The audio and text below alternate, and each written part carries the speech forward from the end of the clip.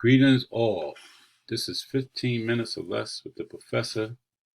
I'm your host, Professor Keys, and in this episode, I will read a speech I wrote for student athletes titled 7 Principles of Success for Student Athletes. As a professor, I often use analogies from athletics to give examples to explain a point I'm making, and this speech is a microcosm of that practice. In tribute to the late great legendary boxing referee Mills Lane, let's get it on. 7 principles of success for the student athlete. I have a list of 7 principles of success, and they are as follows. Number 1, dedication. Number 2, commitment. Number 3, sacrifice. Number 4, discipline. Number 5, patience. Number 6, foresight. Number 7, buoyancy. When you observe these principles, the outcome will be rewards, benefits, and success. Conversely, when you fail to observe these principles, the outcome will be consequences, punishment, and failure. Dedication. If you want to be a good athlete or student and have success playing the game or obtaining good grades, then you have to dedicate yourself. Dedication includes having love for the game or love for getting good grades. It is much easier to dedicate yourself to the game or learning if you love it. Dedication means being coachable or teachable. You listen to your coaches or teachers, you do what they tell you without backtalk. Commitment. Commitment is very similar to dedication. When you make the commitment, you give it all you have every day from the beginning of the season or semester until the end. You never quit. You never give up. You show up to practice or to class on time. And if you're able to show up early, you do that. You work hard in practice or the classroom from the beginning all the way until the end every day. Sacrifice. Sacrifice is very simple. When it comes down to doing what you want to do versus doing what you need to do, if you make the sacrifice, you will always do what you need to do instead of doing what you want to. Here's an example.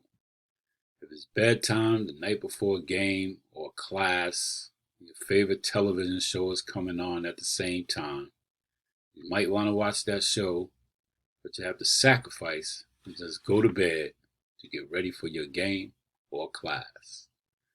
That's the importance of sacrifice. What you need to do supersedes what you want to do. Discipline. Discipline is doing all the other principles consistently, being dedicated consistently, being committed consistently, making sacrifices consistently, being patient consistently, demonstrating buoyancy consistently, doing the right things that you're supposed to be doing consistently. Another way to explain it is when you don't feel like doing what you're supposed to be doing, discipline will make you do it. There are levels to discipline, and consistency versus inconsistency lets you know what level you're at. So there's no mystery involved there. If you're consistent, you have good discipline. And if you're inconsistent, then you need to work at improving your discipline. Patience. Patience is important because, as I mentioned earlier, if you follow these principles, then you're going to get rewards, benefits, and success. You have to be patient because your hard work doesn't always pay off immediately. You don't always see the results immediately, but you need to be patient because if you put in the hard work and you follow those principles for success, then you will definitely get the rewards. However, if you become impatient because you don't see the rewards, benefits, and success happening immediately, you can become discouraged, and you may stop observing the principles for success. And then you could possibly give up and lose out on the rewards, benefits, and success that are forthcoming due to your observance of those principles of success for the period of time that you did. So that's the importance of patience. So you don't allow impatience to come in and blow it and have you miss out on rewards that you put in the work for and earn. You earn those rewards. Have the patience to stay around so you can receive them. Foresight. Foresight is what you can expect to happen regarding whether you observe those principles for success or if you did not observe those principles for success. If you follow those principles and you work hard, you can expect and you should expect rewards, benefits, and success.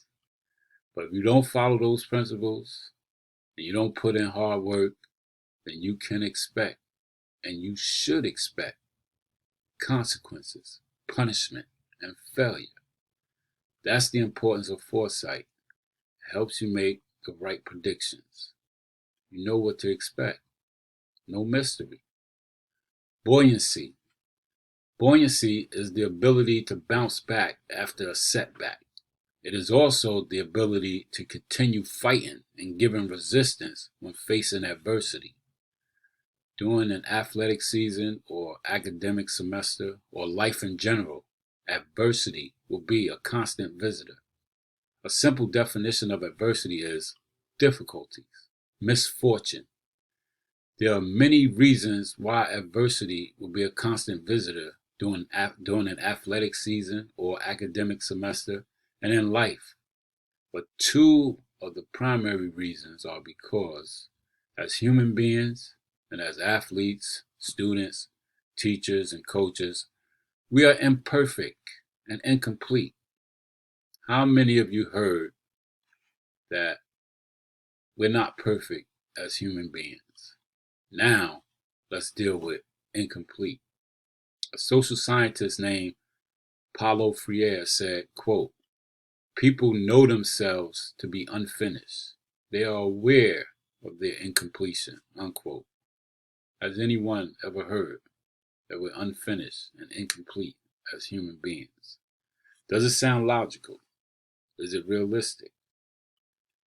I said that buoyancy was my favorite principle, and it is because during my personal life and in the lives of others that I witnessed in athletics and outside of athletics, the most admirable, the most impressive, the most inspirational examples that occurred was seeing myself and others dust themselves off and bounce right back after suffering a setback.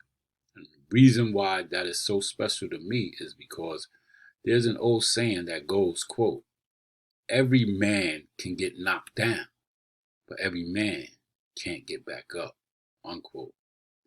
That's the importance of buoyancy, because every man who has buoyancy can get back up every time.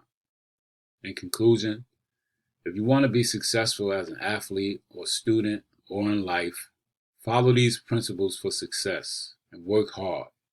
I have been convinced beyond a reasonable doubt that it will definitely pay off. And lastly, you are all student athletes, and because of my experience as a student athlete, this is the most important point I can convey to any group of athletes or students that I get the chance to speak to. Student athlete. It is in your best interest to be the very best that you can be at both of them at the same time. I wasn't the best that I could be at both of them at the same time. I excel at both, but never at the same time. Student athlete. In high school, when I was the best athlete I could be, I wasn't the best student I could be. As an athlete, I observed the principles for success and I received rewards, benefits, and success. But as a student, I didn't observe the principles for success and I suffered consequences, punishment, and failure. Although I played in the North-South All-Star game and made All-League and All-County in football, I didn't get no scholarship offers because I had a 1.7 grade point average. So I had to go to junior college. I went to junior college in 1984 and again in 1985. Then in 1987, I was at Peru State, a Division II school in Peru, Nebraska. The coaches at Peru State said that I was the best quarterback in the nation because, as an athlete, I observed the principles for success and I received rewards, benefits, and success. But as a student, I still didn't observe the principles for success. And again, I suffered consequences, punishment, and failure. I dropped out of college all 3 times. This brings us back to buoyancy and the importance for you to be the best student you can be and the best athlete you can be at the same time. Student, athlete. I told you I dropped out of college 3 times when I was a student athlete. But because of buoyancy in 2013, when I was just a student and no longer a student athlete, I graduated from college for the 3rd time and received a master's degree in sociology. I made the dean's list every semester because, as a student, I finally observed the 7 principles for success. So what you have to do, student athletes, is put it together. Observe the principles for success as students and observe them as athletes at the same time. Student, athlete. Thanks for having an audience with me. I hope to see you on the next one. Signing off.